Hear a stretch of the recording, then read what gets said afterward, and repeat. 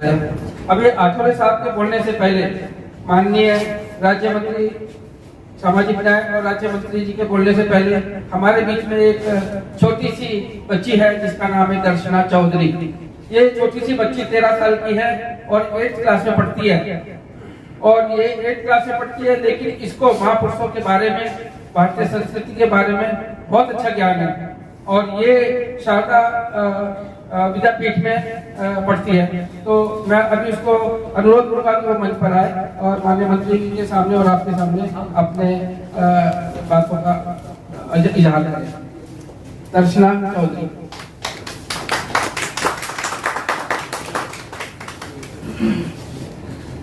नमस्कार। यहाँ उपस्थित प्रमुख अतिथि रामदास आठवले केंद्रीय मंत्री जी और सभी महानुभावों को मैं दर्शना चौधरी सादर प्रणाम करती हूँ।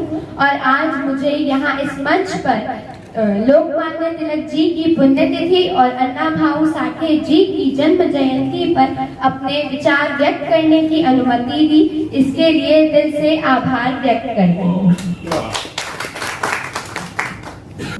1 अगस्त एक अनोखा दिन है। स्वतंत्र सेनानी महापुरुष लोकमान्य तिलक ने इसी दिन दुनिया को अलविदा कहा तो साहित्य सूर्य अन्ना भाऊ साठे इनका इसी दिन उदय हुआ, जैसे यह दिन कुदरत द्वारा बनाई गई अनोखी योजना हो। भले ही दोनों के जीवन का काल समय अलग अलग रहा हो, लेकिन दोनों के जीवन का उद्देश्य, धैर्य, मकसद एक ही था। लोक कल्याणकारी, जन कल्याणकारी, जन जागृति, ऐसे कार्य जो समाज को नई दिशा देते हैं। लोकमान्य तिलक जी ने भारत की आजादी के लिए अपना बहुमूल्य योगदान दिया। वह गणित के ज्ञानी और संस्कृत के विद्वान थे। उन्होंने मौलिक गीता रहस्य लिखकर गीता का सार सही रूप से बताया।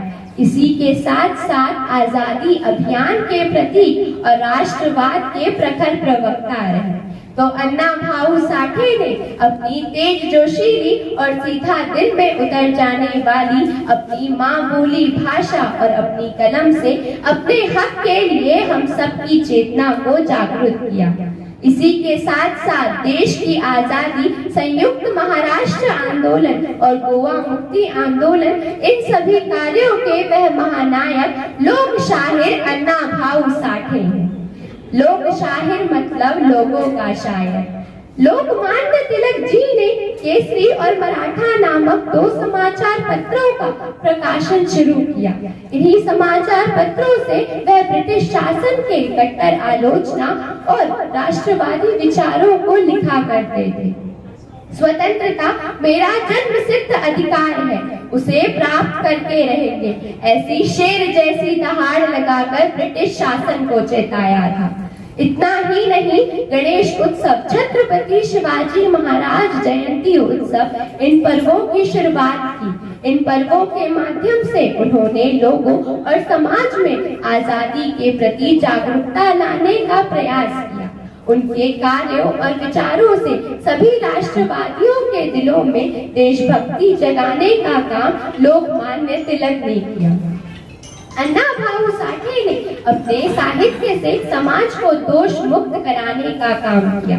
उनका कहना था, यह पृथ्वी शेषनाग के मस्तक पर नहीं टिकी है, यह दलितों, गरीबों, मजदूरों के हाथों में ही सुरक्षित है। कला शिवजी की तीसरी आंख की तरह होती है, जो संसार को भेदती हुई सभी विधों को जलाकर भस्म कर देती है। इसीलिए इस आंख को सदैव सतर्क रहना चाहिए और लोगों के हितों की देखभाल करनी चाहिए। इसीलिए मैं यही कहती हूँ कि अन्ना भाऊ साठे का पूरा जीवन और उनके साहित्य का दूसरा नाम सामाजिक परिवर्तन है, जो गरीबों, दलितों, इनके हित को समझते हुए सामाजिक क्रांति लाती है, जो समाज को गतिशील बनाने का कार्य करती है। सच में 2 दिन पाठशाला गए हुए अन्ना भाऊ साठे की 35 उपन्यास, 13 प्रसिद्ध कथा संग्रह, 10 वीर रस गीत, लोकगीत, ऐसी विविध रचनाएं साहित्य क्षेत्र में अद्भुत एक चमत्कार है।